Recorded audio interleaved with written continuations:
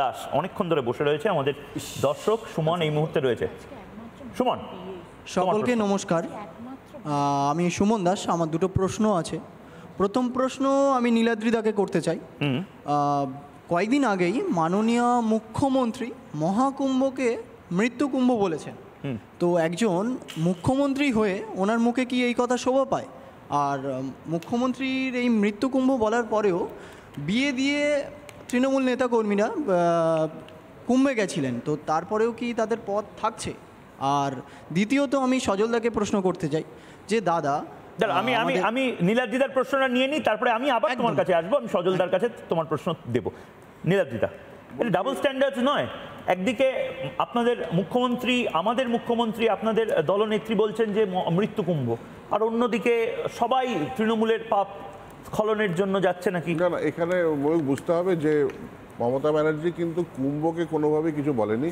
কুম্ভতে যে স্ট্যাম্পেড হয়েছে, যে ডেথটা হয়েছে, যার জন্য যেটাকে উনি হাইলাইট করতে চেয়েছেন সেটা বলেছে। এবার যদি ল্যাঙ্গুয়েজ নিয়ে বলো তাহলে এটাও মাথায় রাখতে হবে যে গত পরশুদিন যোগী আদিত্যনাথ বিধানসভার মধ্যে যে ল্যাঙ্গুয়েজ গুলো ইউজ করেছে সেটা কি একটা সনাতন ধর্মের কাউকে সেটা কি শোভা দেয়? সেটা দেয় না। বেশ, কুম্ভকে কোনোভাবেই কিছু বলেনি। কুম্ভতে যে স্ট্যাম্পেড হয়েছে, যে ডেথটা হয়েছে, যার জন্য যেটাকে উনি হাইলাইট করতে চেয়েছেন সেটা বলেছে। এবার যদি ল্যাঙ্গুয়েজ নিয়ে বলো তাহলে এটাও মাথায় রাখতে হবে যে গত পরশুদিন যোগী আদিত্যনাথ বিধানসভার মধ্যে যে ল্যাঙ্গুয়েজ গুলো ইউজ করেছে সেটা কি একটা সনাতন ধর্মের কাউকে সেটা কি শোভা দেয়? সেটা দেয় না। বেশ, সনাতন ধর্মের কাউকে কি এটা শোভা দেয়? মিথ্যে কথা বলা কি কুম্ভকে সনাতন ধর্ম যে শোভা দেয়? আগে সেটা বলুন। মিথ্যে কথা বলবে, সনাতন ধর্মকে অস্বীকার করে কি শোভা দেয়? আমি ব্রাহ্মণ, আমি ব্রাহ্মণ বলছে আমার বাবা চণ্ডীপাঠ শিখিয়েছে। চণ্ডীপাঠটা একবার চালান, বাবার নামে লোকে বাজে কথা। বেশ, না ব্যক্তিগত প্রবলেম না। আমি একদম নির্দিষ্টভাবে সুমন, তোমার দ্বিতীয় প্রশ্ন সজল ঘোষকে যে প্রশ্নটা করতে চাও করো। হ্যাঁ দাদা, বলছি কুম্ভ কি আপনাদেরকে পলিটিক্যালভাবে কোনো সাহায্য করবে? যদি একটু আমরা পলিটিক্যাল সাহায্য চাই না। আমরা কুম্ভর কোনো পলিটিক্যাল সাহায্য চাই না। সরকার কুম্ভের দায়িত্ব পালন করেছে, সরকার তার থেকে রোজগার করেছে, কিন্তু সরকার তার থেকে রাজ্যের উন্নতি করবে, এটা আমরা চাই। আমরা কোনো পলিটিক্যাল ডিভিডেন্ড এক্সপেক্ট করতে চাই না। আমরা চাই উন্নয়ন, বিকাশের মধ্যে দিয়ে আমরা তার পলিটিক্যাল ডিভিডেন্ড। আমরা দুর্নীতির বিরুদ্ধে লড়াই করে পলিটিক্যাল ডিভিডেন্ড নেব। পণ্য বানাতে হচ্ছে উন্নয়নের জন্য, ধর্মকে পণ্য বানাতে হচ্ছে উন্নয়নের জন্য। 2014 থেকে 27 আর কিছু করতে পারলেন না। কি করতে পারলাম না? উন্নয়নটা কোথায়? উন্নয়ন কোথায়? আজকে পার ক্যাপিটাল কেন পার ক্যাপিটাল থেকে সরছেন কেন? আজকে কত বড় জায়গা আনএমপ্লয়মেন্টের জায়গা বলুন। আপনাকে একটা প্রশ্ন করি। আরে প্রশ্ন করে উত্তর দিন না, শুধু প্রশ্ন উত্তর দিন। উত্তরটাই প্রশ্ন। আপনি শুনুন, আপনার বলুন তো জাপানের 1 টাকার দাম আর ভারতের 1 টাকার দামের মধ্যে তফাৎ কত? 1 সেকেন্ড। ভারতের টাকা দামি না জাপানের টাকা দামি? আপনি আমার উত্তর দিন। না মানে কি ভারতের, আপনারা এখানকার যতজন আছেন ভারতের, 1 মিনিট আপনি চন্দন দা আপনি বলুন ভারতের টাকা দামি না জাপানের টাকা দামি? তার মানে কি ভারত জাপানের থেকে 5 গুণ এগিয়ে আছে? ভারতের টাকা থেকে জাপানের মূল্য অন্তত 2.5-3 গুণ পেছনে। এখন তার মানে এই নয় আপনারা ব্যবসা সময় ভাবে প্রুভ হয় না। ব্যবসা আমি আপনাকে বলি আজকে ভারতবর্ষ ইকোনমিতে পঞ্চম দেশ, ইকোনমিতে পঞ্চম দেশ।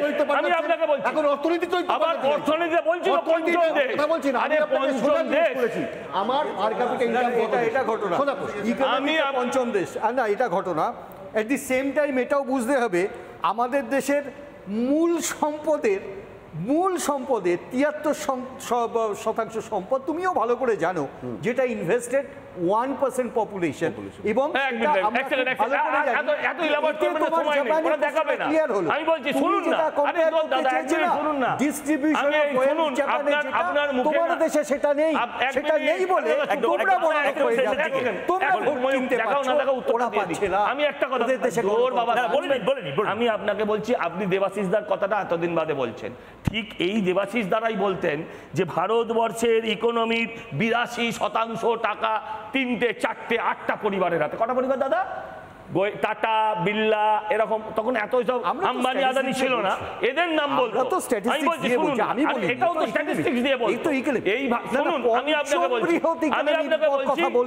ভারতবর্ষের ইকোনমি যে ধরনের, সে ধরনের পুঁজিপতি কিছু মানুষ থাকবে, এই পুঁজিপতিদের ওপর নির্ভর করে ভারতবর্ষের ইকোনমির আপ এন্ড ডাউন থাকবে, এটাকে অস্বীকার করা যাবে না, করা যায় না। একদম একদম শেষ 30 সেকেন্ড নীলাদ্রি দা। রাজ্যের উন্নতির কথা বলছো, সেই রাজ্যের উদাহরণ 7,30,000 কোটি টাকা, এটা কিন্তু যোগী রাজ্যের বলতে চাইছি উদাহরণ।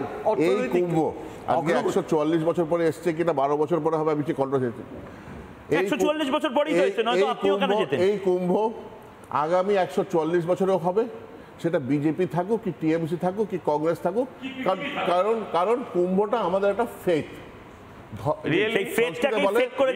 সংস্কৃতে বলে ধর্ম রক্ষিতা রক্ষিতে, ধর্মটার জন্য কোনো গার্জিয়ান চাই না, কোনো গার্জিয়ান চাই না, ধর্ম নিজেকে ডিফেন্ড করবে। এদেরকে বলে জ্ঞান পাপী। কারা জ্ঞান পাপী আর কারা জ্ঞান বাপি নিয়ে ওই দিলীপ ঘোষ যেরকম বললেন চুলকানি হচ্ছে বা চিরবির করছে আমরা জানি না, কিন্তু ভারত তো বদলাচ্ছে, বাংলাও বদলাচ্ছে, এবং সেটাই বোধহয় মুখ্যমন্ত্রী মমতা বন্দ্যোপাধ্যায়ের চিন্তার কারণ। সত্যি যারা এতদিন সেকুলার বলতো, তারা যদি হঠাৎ করে নিজের সেকুলারিজমের যে অসুখ বা ইনফেকশন, সেই ইনফেকশনটা সারিয়ে হিন্দু হয়ে হিন্দুদেরকে ভোট দেয়, সামনে বড় বিপদ 2026-এ। আপনারাও বলুন, আপনারাও লিখুন, এবং তার পাশাপাশি কথা হোক চলতে থাকুক। আপাতত এখানেই শেষ করছি। আমি ময়ূক রঞ্জন ঘোষ। আপাতত এখান থেকে একটা ছোট্ট বিরতি নিচ্ছি। অন্য সমস্ত খবর দেখার জন্য চোখ থাক রিপাবলিক বাংলায়। রিপাবলিক বাংলা কথা হোক, যাদের সহযোগিতায় রিপাবলিক বাংলা কথা হোক সফল হয়েছে, সেই সমস্ত বিজ্ঞাপনদাতাদের জানাই অসংখ্য ধন্যবাদ।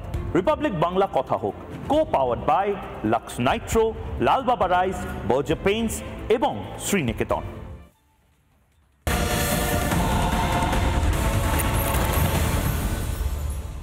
নানা ধরনের কন্টেন্ট দেখার জন্য লাইক করুন, শেয়ার করুন আমাদের ফেসবুক পেজ, সাবস্ক্রাইব করুন আমাদের ইউটিউব চ্যানেল। পাশাপাশি অন্যান্য ব্রেকিং নিউজের জন্য অবশ্যই চোখ রাখুন রিপাবলিক বাংলায়।